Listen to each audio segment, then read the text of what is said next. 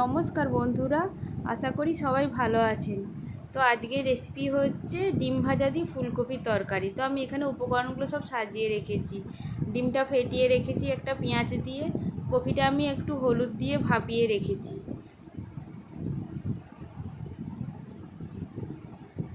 তো আমি আগে মশলাটা রেডি করে নেব। তার জন্য এখানে সামান্য রসুন নিয়েছি, একটা গোটা টমেটো নিয়েছি আর সামান্য আদা নিয়েছি। তো আমি গুঁড়ো মশলাগুলো এর সঙ্গেই দিয়ে দেবো, দিয়ে একটা পেস্ট বানাবো। তো 1 চামচ জিরে গুঁড়ো নিয়েছি, 1 চামচ কাশ্মীরি মিরচা নিয়েছি, 1 চামচ হলুদ গুঁড়ো নিয়েছি, সামান্য অল্প গুঁড়ো লঙ্কা দেবো। যেহেতু আমি কাঁচা লঙ্কাটা বেশি দিয়েছি তাই অল্প করেই গুঁড়ো লঙ্কা দিয়েছি। দিয়ে সামান্য জল দিয়ে আমি একটা পেস্ট বানিয়ে নেব। তো কড়াটা আমি আগে থেকে চাপিয়ে দিয়েছিলাম, তাতে ডিমটা দিয়ে দিয়েছি, দিয়ে ভেজে নিয়েছি। আমি ভেজে নামিয়ে রেখে দিয়ে আমি সামান্য আরও তেল দিয়ে দেবো কিছুটা। তো আগে থেকেই কপিটা আমি ভাপিয়ে রেখেছিলাম, ভালো করে একটু ভেজে নেব কপিগুলো। তো ফুলকপি তো না ভাজলে খেতে ভালো লাগবে না, তাই ভালো করে একটু ভেজে নিয়েছি।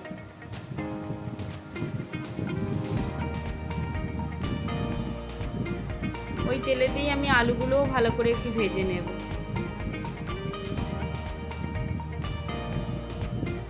এখন নতুন ফুলকপি উঠছে, খেতে তো ভালোই লাগবে, তাই ভাবলাম একটু ডিম দিয়ে ফুলকপির তরকারি করি। তো আলুগুলো আমার ভাজা হয়ে গেছে, তেলটা অনেকটা কমে গেছে দেখলাম, দেখে আরও কিছুটা একটু তেল দিয়ে দিলাম। দিয়ে 1 চামচ জিরে দিলাম, 3টে মতন তেজপাতা দিয়ে দিলাম। এই কাঁচা লঙ্কাগুলো আগে থেকেই আমি চিড়ে রেখেছিলাম, ওগুলোকে দিয়ে দিয়েছি। দিয়ে পেঁয়াজগুলো দিয়ে দেবো। এই পেঁয়াজগুলো একটু ভালো করে নেড়ে চেড়ে ভেজে নেব আমি। পেঁয়াজগুলো দেখুন আমার ভাজা হয়ে থেকেই যে আমি মশলাটা বেটে রেখেছিলাম, পেস্ট করে রেখেছিলাম, ওটাকেও দিয়ে দেবো। আদা রসুন টমেটো গুঁড়ো মশলাগুলো দিয়ে আমি একটা পেস্ট বানিয়েছিলাম, ওটাকে দিয়ে দেবো। দিয়ে বেশ কিছুটা সময় ধরে একটু কষে নেব। দেখুন আমার কষাটা হয়ে গেছে। তো আমি আলু ফুলকপিগুলো ভেজে রেখেছিলাম আগে থেকে, ওটাকে দিয়ে দেব। দিয়েও আমি আরও কিছুক্ষণ একটু কষে নেব মশলাটার সঙ্গে। তো কষা হয়ে যেতে আমি জল দিয়ে দেব। তো আমি 1 চামচ নুন দিয়েছিলাম, নুনের ভিডিওটা আমি দেখাতে পারিনি। তো বন্ধুরা জানেন তো নুন ছাড়া কি আর তরকারি ভালো লাগে। তো আমি ঢাকনাটা দিয়ে কিছুক্ষণ ফুটতে দেব তরকারিটা। দেখুন ঢাকনাটা খুলে দেখলাম আলুগুলো সব সেদ্ধ হয়ে গেছে। তো আমি ডিমটা আগে থেকেই ভেজে রেখেছিলাম, ওটাকে দিয়ে দেব। দিয়েও একটু কিছুক্ষণ ফুটিয়ে নেব।